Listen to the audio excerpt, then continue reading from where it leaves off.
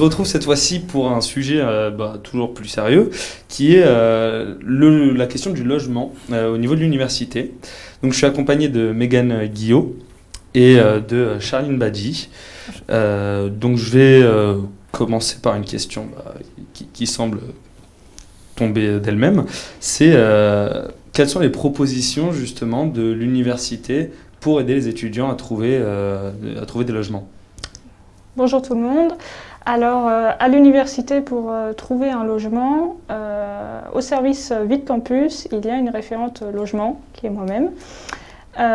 Au niveau de ce service, nous proposons d'abord un accueil des étudiants, pour faire un suivi, soit par mail, soit par téléphone, soit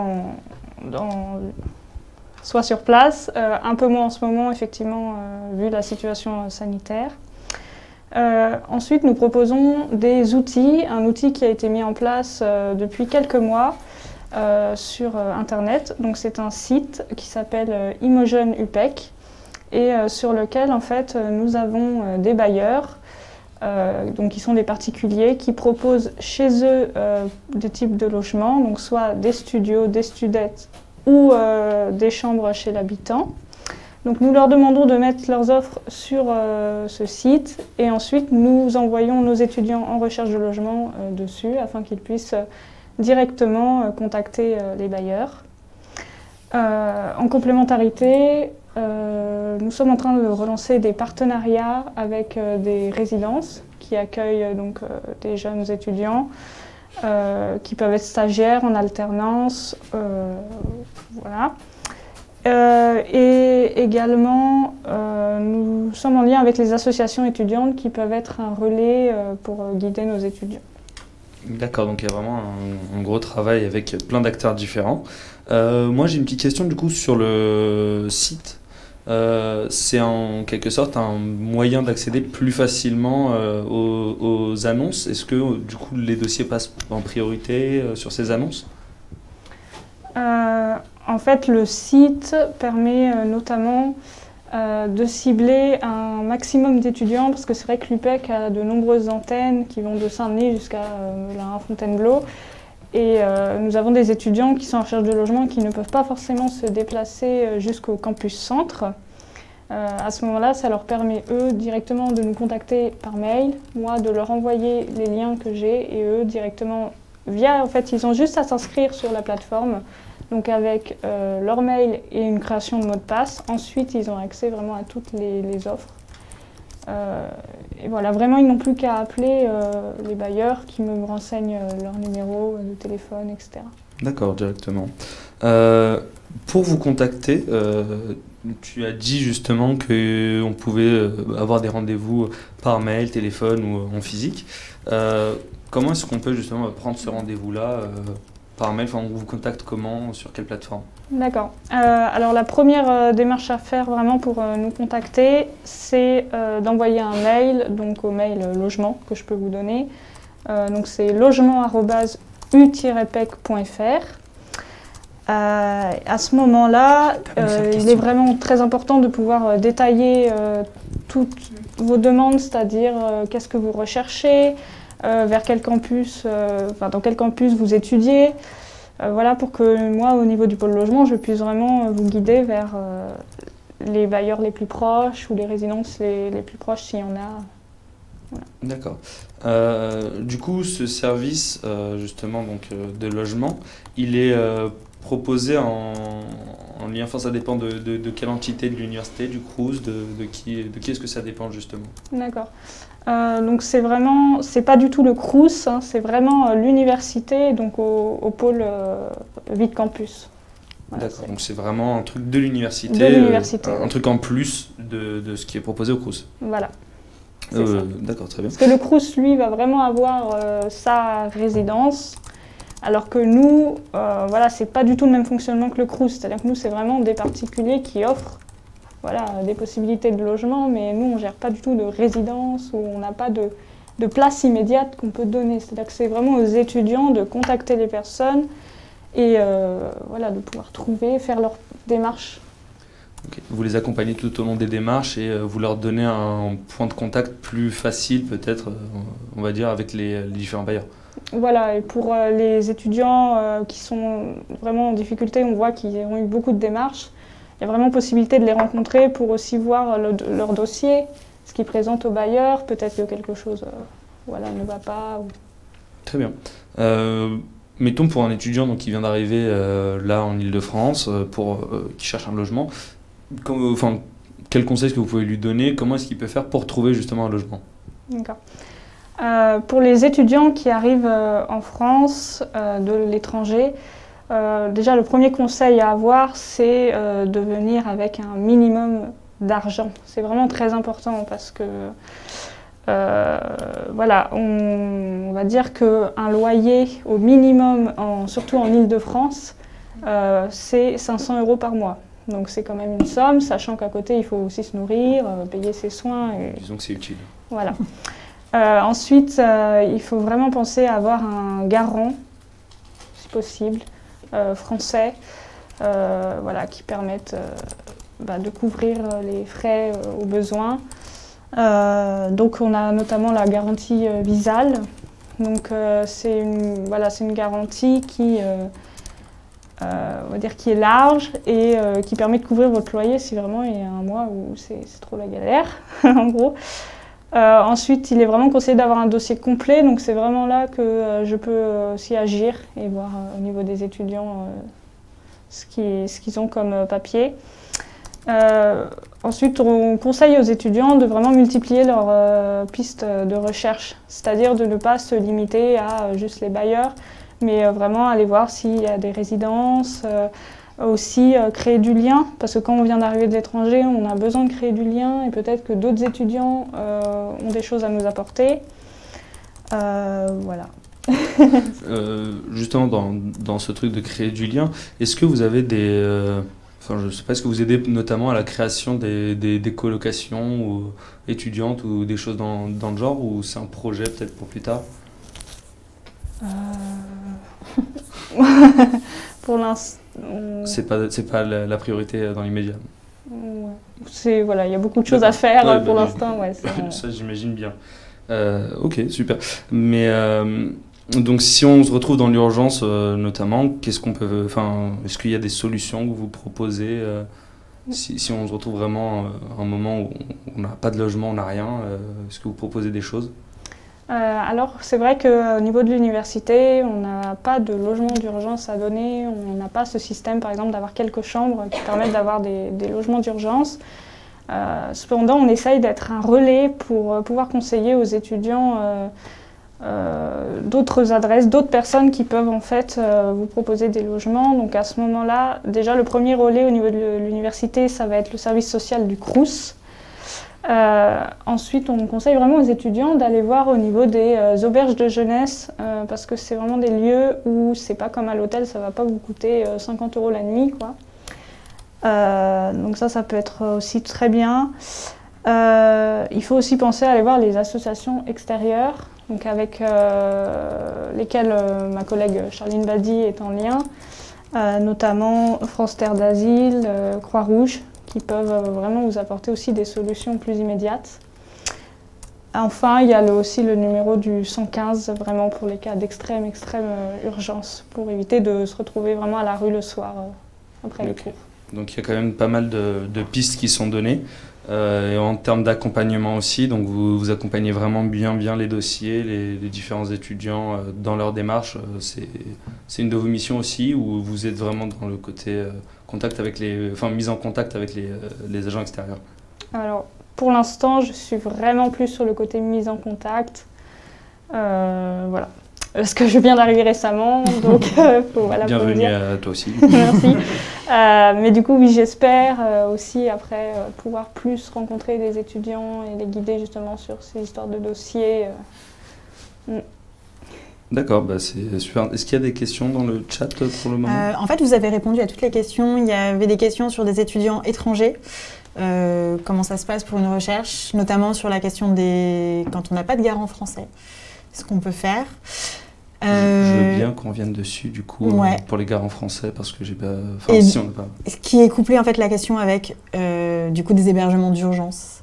Et donc ça a été répondu, mais oui, pour la question des garants, et peut-être aussi préciser, redire ce que tu as déjà dit, l'Île-de-France est quand même une région très chère, très compliquée, très tendue au niveau du logement, donc tout est dans l'urgence en fait. Et on part du principe que les étudiants sont une population précaire, donc vont avoir des difficultés pour trouver un logement. Ça va donc nécessiter du temps, de la patience, de l'énergie. Donc raison de plus de multiplier aussi les pistes pour finalement réussir à trouver un logement. Voilà. Du coup, donc je reviens à la question de quand on est un étudiant étranger, ou pas forcément d'ailleurs, des étudiants français peuvent ne pas avoir de garant. Voilà, qu'est-ce qu'on peut faire? Visal, 40 minutes. Tu veux que je reprenne? Pas de souci. Du coup, en France, on a donc l'obligation d'avoir des garants français. En général, quand on est un étudiant, on s'attend à ce que le garant ou les garants soient les parents, ce qui n'est pas toujours possible. Soit que voilà, on n'a plus de contact avec ses parents ou pas ce genre de contact, ou aussi des parents retraités, par exemple, qui peuvent ne pas être considérés comme fiables par des propriétaires. Les étudiants étrangers n'ont bien sûr pas forcément des garants français. On conseille aux étudiants étrangers de voir, par exemple, ça peut être, comme vous arrivez à l'université, peut-être que vous avez déjà des contacts avec d'autres étudiants, avec des professeurs, notamment les doctorants. Donc ne pas hésiter à faire marcher ce réseau-là. Si vraiment ce n'est pas possible, vous avez plusieurs possibilités. Une possibilité gratuite qui s'appelle la garantie Visale. Vous avez donc plus d'informations si vous nous contactez, on vous enverra tout ça. Il y a une certaine procédure, c'est une sorte d'assurance. Vous vous inscrivez, vous expliquez un peu qui vous êtes. Et donc on va dire, organisme se porte garant pour vous. Donc s'il y a des loyers impayés, vont payer à votre place, mais c'est une dette que vous allez avoir. Donc du coup, vous êtes amené à les rembourser plus tard. Mais beaucoup de propriétaires ne sont pas forcément au courant de cette garantie-là, mais c'est une garantie qui est très intéressante et beaucoup plus rassurante au final, puisqu'il y a tout un organisme derrière vous. C'est gratuit, mais c'est sous certaines conditions, donc peut-être que vous ne les remplissez pas. Il y a d'autres possibilités, notamment des organismes payants. En général, ils vont vous prélever une certaine somme de votre loyer. On parle de petits pourcentages, mais ça reste quand même un pourcentage à prendre en compte dans vos dépenses. Là, en ce moment, on a Garant.me, par exemple. Je ne sais plus, j'ai plus en tête le deuxième avec qui on travaille. Mais voilà, c'est d'autres possibilités. Et il y a aussi, bien sûr, la possibilité aussi du réseau. Les garants sont là notamment pour des personnes qu'on ne connaît pas. Si vous avez rencontré un étudiant qui va laisser tomber son logement et pourrait vous le laissez, vous allez pouvoir rencontrer peut-être le propriétaire, rassurer le propriétaire sur les connaissances que vous avez. Et la question du garant, du coup, est beaucoup moins importante dans ces cas-là. Donc ce n'est pas impossible, ça reste difficile, mais la recherche de logement en Île-de-France est de toute façon compliquée. Donc de base, c'est assez difficile de trouver des logements en Île-de-France. Combien de temps à peu près, vous pensez, de recherche en général? Ça dépend les dossiers. Ouais. Okay, donc il y en a qui vont trouver plus vite que d'autres. Oui, en fait, ça va vraiment dépendre. J'ai pu recontacter là, des bailleurs pour voir où ils en sont, est-ce qu'ils louent ou pas. Et j'en ai qui m'ont dit, j'ai justement mis mon annonce sur le site, donc Imogen UPEC. Il faut vraiment faire attention parce qu'en fait, il y a deux sites. Il y a un Imogen National qui a un rond jaune et un Imogen UPEC avec vraiment le logo de l'UPEC. Hein, donc il faut faire très attention à ça.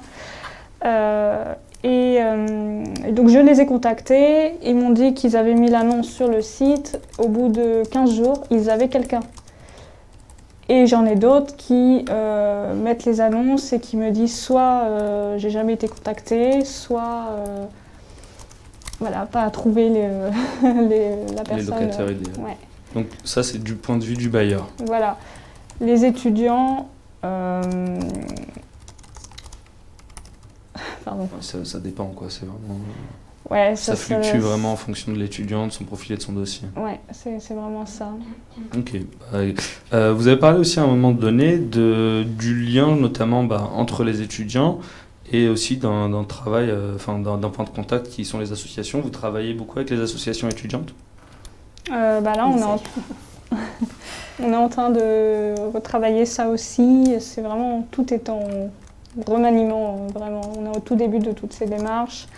Mais on essaye en fait, on communique notamment avec eux par mail, essayer de leur parler de situations qui parfois nécessitent qu'elles aient du lien avec d'autres étudiants. Ces personnes. Ça appelle aussi à la solidarité étudiante. Voilà, c'est ça. Parce qu'en fait, parfois, tomber sur une personne qui aura le bon contact ou la bonne adresse permet vraiment de décanter une situation très rapidement. D'accord, donc le contact entre les étudiants aussi, donc qui est très très important et oui. Donc il faut vraiment mettre en avant. Très important, puisque effectivement j'ai aussi été en contact avec des bailleurs qui me disent, que j'appelle et qui me disent « Ah mais moi je loue depuis 3 ans ». En fait pourquoi? Parce que chaque année, quand la personne part, elle donne l'adresse à quelqu'un d'autre qui arrive l'année suivante et en fait ils n'ont même plus besoin de nous, c'est-à-dire que les étudiants entre eux directement s'échangent. Oui, ils s'échangent les bonnes adresses entre eux et ils se font la passe, quoi. C'est ça. Ok, non, d'accord, très clair. Du coup, donc c'est un tout nouveau pôle oui. Qui a été mis en place donc cette année par l'université. Alors en fait, c'est un pôle, donc c'est le pôle logement qui existe déjà depuis de nombreuses années. Donc je l'ai repris cette année, là début septembre, mais plus en lien avec du coup ma collègue présente. Qui, elle, gère le pôle social. Donc, en fait, mes missions vont un peu au-delà du pôle logement, c'est-à-dire que je l'assiste aussi sur les missions sociales, ce qui nous permet aussi de pouvoir échanger sur les étudiants. D'accord, donc du coup, ça permet d'allier le côté logement au côté social. Oui, qui est en fait très relié, puisque la problématique du logement reste une problématique sociale, vraiment. Ok, donc les deux sont extrêmement imbriqués. Bonne installation, bon courage encore une fois. Il y a du travail apparemment, donc non, ça semble assez clair. Peut-être on peut repréciser pour les nouveaux arrivants donc, sur le live, repréciser un peu la démarche à suivre pour vous contacter, pour pouvoir trouver un logement quand on vient d'arriver donc, en Ile-de-France. Ok. Du coup, la première démarche à suivre, c'est donc soit de se rendre au pôle Vide Campus, soit de nous envoyer un mail donc, pour le logement à logement@u-du6pec.fr. À ce moment-là, vraiment d'expliquer votre situation, ce que vous recherchez, votre budget, où est-ce que vous étudiez. Voilà. Ensuite, à ce moment-là, moi, je vous envoie des premier lien, donc le lien de la plateforme Limoges UPEC. Je vais à ce moment-là aussi vous envoyer un guide qui est un guide de recherche qui va vous expliquer comment on fait une recherche en France en arrivant. Aussi, quelles sont les premières démarches à suivre, il faut créer un dossier, etc. À ce moment-là, là on vous lance vraiment tout de suite dans les démarches. Si vous avez des difficultés, il n'y a pas de souci pour nous recontacter. Voire vous rencontrer avec votre dossier et et vous envoyez des liens de bailleurs, les liens des résidences aussi avec qui nous sommes en partenariat. Voilà. D'accord. Donc votre bureau se situe donc, dans le service Vide Campus? Oui, c'est ça.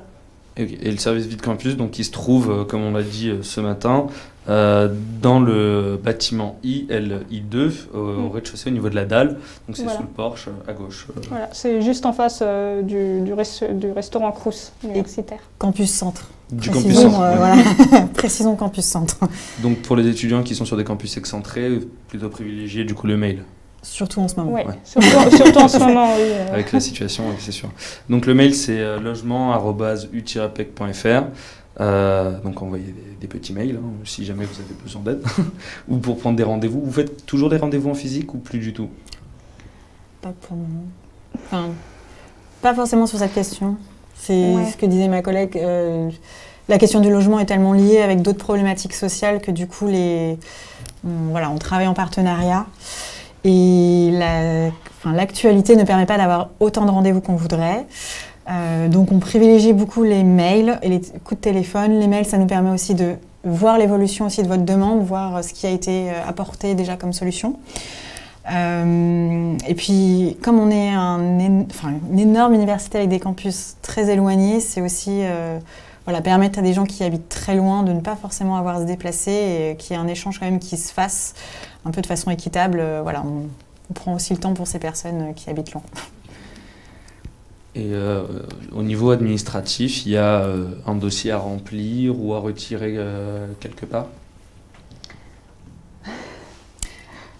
Non, parce que ce que disait ma collègue, en fait, on est juste on est une passerelle, on est un intermédiaire entre vous et votre futur propriétaire, qu'importe la modalité. Soit vous êtes, par exemple, une chambre chez l'habitant, vous pouvez être en location, en colocation, en résidence universitaire. Ou autre. Mais en tout cas, nous, comme on ne produit rien, on n'a pas de logement à vous proposer, on n'a pas de dossier à vous donner, si ce n'est des pistes. Donc on vous transmet des contacts, on vous donne des informations si besoin pour constituer votre dossier notamment, mais on ne prendra pas de dossier et on ne fait pas une passation comme ça. C'est vraiment... Ma collègue l'a déjà dit, c'est une démarche individuelle et ça suppose de prendre aussi ses responsabilités. Donc par exemple pour des situations d'urgence, avant qu'elles deviennent urgentes, il faut aussi mettre en place des choses avant. Vous êtes des adultes, vous ne pouvez pas attendre, c'est un peu rude, mais vous ne pouvez pas attendre que quelqu'un d'autre fasse à votre place ces démarches, surtout, vraiment j'insiste, en région Île-de-France où c'est ultra tendu. En cette période particulièrement avec des propriétaires assez méfiants à faire rentrer des personnes dans ces temps de Covid, etc. Donc, raison de plus pour avoir un dossier déjà créé et du temps dégagé pour ça. C'est vraiment votre priorité. Vous n'avez pas de logement, c'est votre priorité. Même sur les cours, quitte à faire marcher la solidarité étudiante et en parler avec vos professeurs pour s'organiser. Mais il faut vraiment que tout soit fait pour que votre recherche de logement aboutisse et que vous ne vous trouviez pas dans des situations dramatiques. Voilà. D'accord, merci. Donc voilà, après un petit instant auto-promo, il y a aussi beaucoup d'associations étudiantes auprès desquelles justement vous pouvez recréer ce lien, resserrer les liens dont on parle justement depuis tout à l'heure avec Charline et Mégane. Ça reste quelque chose de très important et de peut-être un peu sous-coté. C'est vraiment le lien entre les étudiants. Donc si vous avez des difficultés quelconques, n'hésitez vraiment pas à aller au contact. Donc il y a des associations un peu partout à l'université, donc on a cette chance-là. Donc des BDE, des associations plus transversales, un peu de tout. N'hésitez vraiment pas à aller les contacter ou à juste les rencontrer. Ça peut être sympa déjà pour faire un premier point de contact avec la vie étudiante, surtout donc en cette situation, dans ces temps un peu troublés par la distanciation sociale, etc. La distanciation physique, ça ne devrait pas être une distanciation sociale, malheureusement, mais bon, les choses font qu'on y tende. Donc n'hésitez vraiment pas à contacter les autres étudiants, les autres associations pour créer ce lien entre les étudiants, qui est, je pense, vraiment l'un des trucs les plus importants, même dans les démarches, parce que généralement les problèmes qu'on rencontre, c'est des problèmes que d'autres étudiants ont rencontrés avant, donc on a peut-être déjà des solutions à aider ou même un accompagnement un peu plus personnalisé. En tout cas, peut-être il y a d'autres questions sur le chat ou pas trop, non? Non, parce qu'en fait, on a déjà plus ou moins répondu. Il y a beaucoup de questions sur, encore le garant. Éventuellement, peut-être les aides financières. Est-ce qu'il y a des aides? Oui, c'est vrai, ça, on n'a pas demandé. Est-ce que l'université, est-ce qu'ailleurs il y a des aides ou comment on paye son loyer tout simplement? Ça peut être une bonne question. Voilà. Ok. Au niveau des aides, nous au niveau du pôle social de l'UPEC, on propose des aides, mais qui sont vraiment des aides, on va dire aussi d'urgence. Ponctuel plus. Voilà, ponctuel. Pardon, j'y arrive pas. Quelque chose. Tu perds tes mots. Ça y est, en fin de journée. Pas de souci. Pour les aides, du coup, pour les aides, on a en extérieur. Parce encore une fois, le service logement de l'UPEC peut vous accompagner, mais ne trouvera pas une solution pour vous. Comme on n'a pas, encore une fois, on n'a pas des aides juste pour le logement, ou on n'a pas de chambre, ou voilà. Mais il y a des aides, du coup, mises en place par la France, notamment par la CAF, qui met en place des APL, des aides pour le logement. C'est pas automatique, c'est seulement sur critères, donc il va falloir que vous fassiez éventuellement une simulation sur le site de la CAF, c'est gratuit, vous inscrivez différents critères, votre âge, votre localisation, votre loyer, éventuellement, même si c'est un loyer imaginaire pour l'instant, et ils vont vous calculer à quel type d'aide vous allez pouvoir prétendre, soit actuellement, soit dans le futur. Ça vous permet un peu d'évaluer votre situation et de voir que selon certaines villes, ça va être plus haut, selon votre type de location aussi, si vous êtes tout seul, si vous êtes en couple, si vous êtes en colocation, si vous êtes dans une chambre chez l'habitant. C'est autant de critères qui vont modifier les APL. Et en dehors de ça, il n'y a rien d'autre. C'est-à-dire que ce qu'il faut, c'est avoir un revenu. Donc soit vous avez une aide familiale, soit vous avez un petit emploi, un stage, des bourses aussi du Crous. Donc on vous renvoie aussi vers le service social du Crous et pour le logement et pour les aides. Mais en tout cas, du côté de l'UPEC, il n'y aura pas d'allocation ou d'aide au logement. Il peut y avoir des aides ponctuelles d'urgence pour, par exemple, l'entrée dans le logement où il va falloir meubler, le dépôt de garantie aussi. Je ne sais pas si on en a parlé, mais ça peut plomber un budget déjà très très très serré. Donc ça, on peut faire, mais sur l'année, on ne pourra pas avancer votre loyer, on ne pourra pas le diminuer non plus. Donc vraiment, quand vous cherchez un logement, ayez ça en tête aussi, le loyer est très important. Si vous rentrez dans une chambre ou un studio ou un appartement qui vous plaît, mais vous savez que vous n'allez pas pouvoir payer, ne vous dites pas que vous aurez des aides. Ce n'est pas forcément le cas. Donc encore une fois, il faut anticiper et n'hésitez pas à vous faire accompagner, notamment par le service social du Crous, où les assistantes sociales accompagnent aussi ces démarches de logement, en plus de nous.